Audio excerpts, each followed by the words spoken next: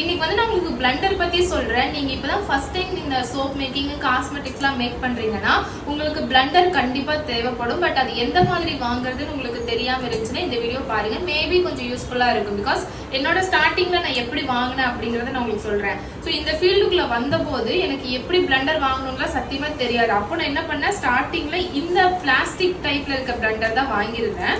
இது வந்து நல்லதான் இருக்கும். என்ன ஆகும்னா போக போக இந்த இடத்துல வந்து நம்ம யூஸ் பண்ற இன்கிரிடியன்ஸோட கலர் ஒட்டிக்கும். அப்புறமா இந்த பிளாஸ்டிக்லாம் கொஞ்சம் அப்படியே பிரிஞ்சு பிரிஞ்சு வர மாதிரிலாம் அந்த டிராபேக்ல இந்த பிளண்டர்ல இருந்துச்சு. இதோட விலை வந்து கம்மி தான், 700 750 1000 வரும். என்ன ஒரு பிரச்சனைனா இந்த இடம் பிளாஸ்டிக் அப்படிங்கறதுனால இங்க இருக்கிற இடத்துல வந்து அந்த இன்கிரிடியன்டோட கலரு டஸ்ட் அதெல்லாம் ஒட்டிக்கிட்டு இதோட கலரே போக போக சேஞ்ச் ஆயிரும். ஸோ அந்த ஒரு டிராபேக் இதுல இருக்கு. அதுக்கப்புறமா நான் என்ன பண்ணேன் அப்படின்னா இந்த டைப்ல இருக்க பிளண்டர் வந்து வாங்கினேன். இது வந்து இப்படி ரிமூவ் பண்ணிக்கலாம். இந்த இடம் எனக்கு இன்னொரு பிளண்டர்ல உடஞ்சே போச்சு.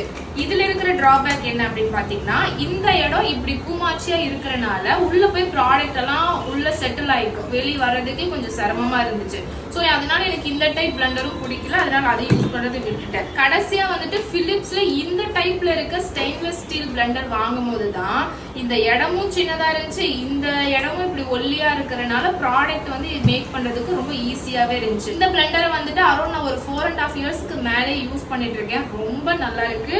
ஸோ நீங்க ஃபர்ஸ்ட் டைம் வாங்குற மாதிரி இருந்தீங்க அப்படின்னா பிளாஸ்டிக் டைப்ல இருக்கிறத வாங்காதீங்க. இந்த மாதிரி கீழே ஸ்டெயின்லெஸ் ஸ்டீலா இருக்கிறத பார்த்து வாங்கிக்கோங்க. அதே மாதிரி உள்ள இந்த இடம் வந்து கொஞ்சம் சின்னதா இருக்கணும். ஸோ இது ரெண்டையும் கம்பேர் பண்ணி பார்க்கும்போது இங்க வந்து கேப் பெருசா இருக்கனால ப்ராடக்ட்ஸ் எல்லாம் உள்ள போய் செட்டில் ஆகிக்கும், எடுக்கிறதுக்கு சிரமமா இருக்கும், ப்ராடக்ட்டும் வேஸ்ட் ஆகும். பட் இதுல வந்து அந்த மாதிரி கிடையாது. ஸோ ப்ராடக்ட்ஸ் கொஞ்சமா தான் உள்ள பிடிக்கும், அது எடுத்தோம்னாலும் வந்துடும்.